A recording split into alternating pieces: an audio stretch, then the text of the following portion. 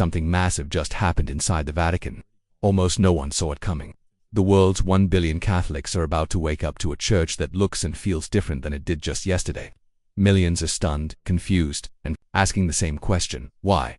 This isn't about a new doctrine. It isn't about some debate over the Latin Mass. No, this goes deeper. This is about money, power, and the very soul of the Catholic Church. And it all starts with a phone call, made in the dead of night, to a small town in Texas, one you've probably never heard of, a town that, until a few days ago, was just another quiet spot on the map, but now it's underwater. We're talking about the Texas Hill Country floods. You've seen the images. The Guadalupe River, usually a gentle winding ribbon of water, became a raging monster. In just 45 minutes it rose 26 feet. Homes, ranches, and summer camps were swallowed whole. As of now, over 120 people are confirmed dead, 30 of them children. It's a tragedy that has left a scar on the heart of America, and apparently it has left a scar on the heart of Pope Leo XIV last night. In the stillness of the Vatican, Pope Leo XIV made a quiet yet seismic decision. A phone call was placed to Brandon, the emergency management coordinator in Kirk County, Texas. Brandon had been working nonstop for 72 hours straight, sleeping on a cot in a high school gym, coordinating the relief efforts as the floodwaters receded. When Brandon answered the phone, he wasn't expecting anything special, but on the other end of the line, a voice spoke in clear American accented English saying, "Please hold for His Holiness." At first, Brandon thought it was a prank. Maybe one of his colleagues was messing with him. He almost hung up, but something in the man's voice made him stay on the line. Moments later, another voice came through, quiet and almost paternal. It was Pope Leo XIV. What he said next is why the Vatican is in chaos tonight. He told Brandon that he had been watching the news. He saw the faces of the families who had lost everything. He saw the images of the little girls from Camp Mystic, still missing, and the other faces of children, families, and friends swept away by the flood. Pope Leo had been praying for them, he said, but prayer without action, without sacrifice, felt hollow. And then, in a moment that would shake the foundations of the Catholic Church, Pope Leo XIV said, "I am going to sell my ring." Brandon, on the other end of the line, went silent. He didn't understand what ring the Pope was referring to. A high school ring? A family heirloom? But then, Pope Leo clarified. He was talking about the ring of the fisherman, the Annulus Piscatoris. This is no ordinary ring. It's a symbol of the papacy itself, worn by every pope for nearly 800 years. The papal ring, which is custom-made for each pope, bears the image of St. Peter casting his nets. Along with the pope's name inscribed in Latin, it's the seal, used to authenticate official papal documents, and its significance is profound. It represents absolute papal authority. Upon a pope's death, the ring is removed from his finger and ceremonially destroyed with a silver hammer, symbolizing the end of his reign. It has never been sold, never passed on. Pope Leo XIV told Brandon that the ring was going to be sold, immediately auctioned off in New York. Every penny from its sale would be sent directly to the Texas Hill Country Relief Fund. No middleman, no Vatican bank. Just a direct line from the finger of the Pope to the people who were struggling to pick up the pieces after the flood. Then he said, "The church is not a museum of artifacts. It is a field hospital for the broken. And right now, Texas is broken." That news, that single act, sent shockwaves throughout the Catholic world. Think about what this means. This isn't just a donation.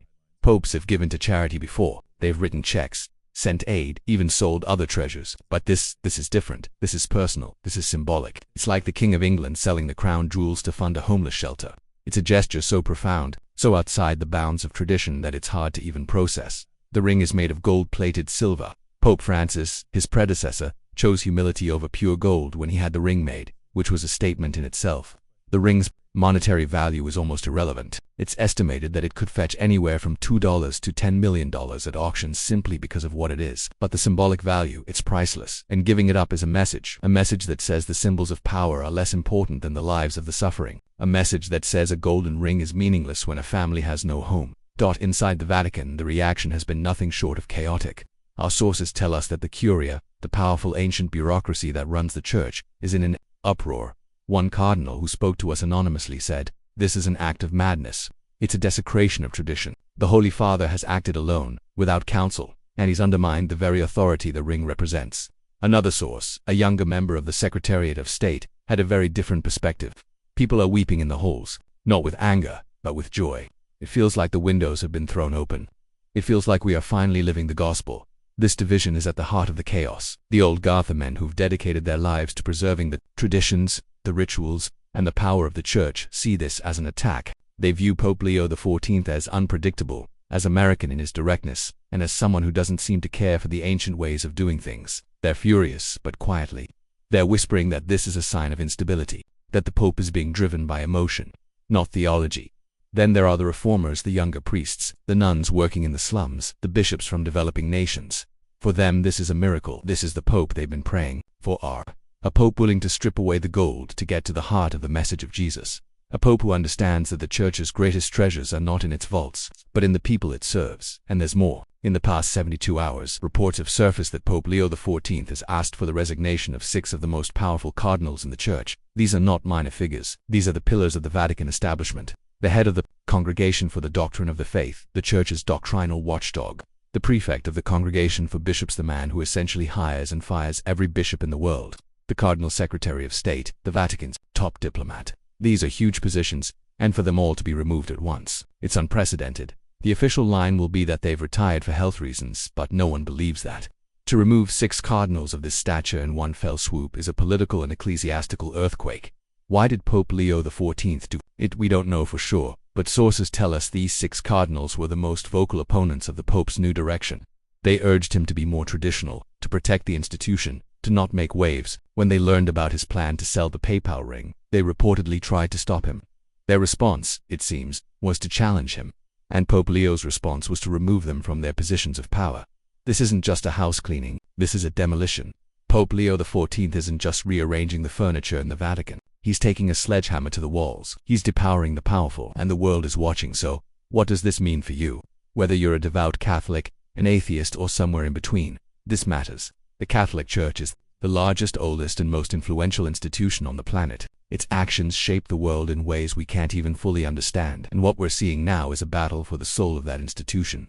A battle between 2 competing ideas of what the Church should be. Is it a fortress of tradition, a preserver of ancient truths, a symbol of unshakable authority, with grand cathedrals, golden artifacts, and ancient rituals? Or is it a movement, a humble, servant-hearted community that is willing to give away its most precious possessions to help the poor? A church that is less concerned with its own power and more concerned with the suffering of the world. Pope Leo XIV has made his choice clear. He has sided with the second vision. He has drawn a line in the sand.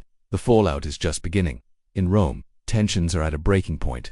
Conservative Catholic blogs and news sites are already calling this a betrayal. They're questioning the Pope's fitness to lead. They're calling on cardinals to resist him. But on the other side, there's a groundswell of support.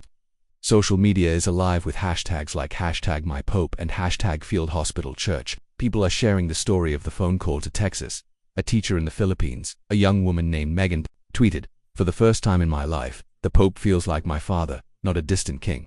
This is not a political story. You can't understand it through the lens of left versus right. This is a spiritual story. It's about the raw, untamed spirit of a faith that began with a poor carpenter from Nazareth, a faith that, at its core, is about giving everything away. Pope Leo didn't hold a press conference. He didn't write a long academic letter explaining his actions. He made a phone call to a tired man in a gym, and he took off his ring. He showed one simple, devastatingly powerful gesture, what he believes. This is a quiet act, but it has shaken the foundations of a 2,000-year-old institution.